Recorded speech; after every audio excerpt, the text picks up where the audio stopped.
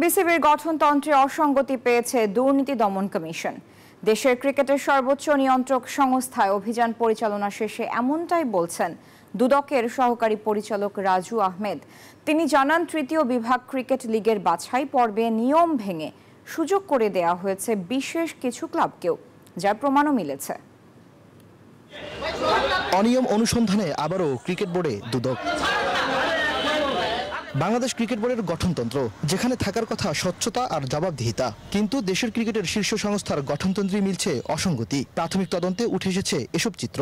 অন্যান্য আর্থিক অথবা বিভিন্ন দুর্নীতি বা অনিয়মের বিষয়ে এটা সার্বিক অভিযোগ নিয়ে আমরা আসছি। একটা সুনির্দিষ্ট একটা অভিযোগ ছিল, সেই অভিযোগের আলোকে আমরা এখান থেকে রেকর্ডপত্র সংগ্রহ করেছি। আমরা সকাল থেকে এই পর্যন্ত বিভিন্ন রেকর্ডপত্র পর্যালোচনা করলাম।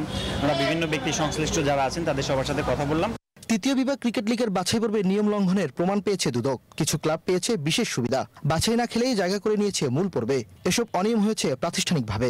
থার্ড ডিভিশন যে কোয়ালিফাইং, সেই প্রক্রিয়াটা একটা সময় ছিল যেটা এন্ট্রিটা খুব সহজ ছিল, ইজি অ্যাক্সেস।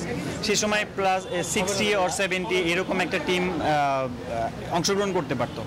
কিন্তু পরবর্তীতে দেখা যায় 2022-এর পর থেকে কিছু বার ক্রিয়েট করা হয়, এটা রেস্ট্রিকশন চলে আসে, সেখানে 2-3টার বেশি টিম পার্টিসিপেশন করতে পারে না। আমাদের দেশের যে ইকোনমিক কন্ডিশন আছে, সেখানে আমরা যে প্লেয়ারগুলো তৈরি করতে বা তাদেরকে যে সহায়তা করতে থাকি, অনেক ক্ষেত্রে আমরা দেখি বিভিন্ন প্রত্যন্ত অঞ্চল থেকে আমাদের খুব ভালো মানের প্লেয়ার উঠে আসছে, কিন্তু সেই পদগুলোকে রুদ্ধ করা হয়েছে। বাংলাদেশের ক্রিকেট কাঠামোর স্বচ্ছতা নিয়ে এর আগেও প্রশ্ন উঠলেও এবার সেটির প্রমাণ মিলেছে দুর্নীতি বিরোধী সংস্থার তদন্তে। ইমরান হোসেন, নিউজ 24, ঢাকা।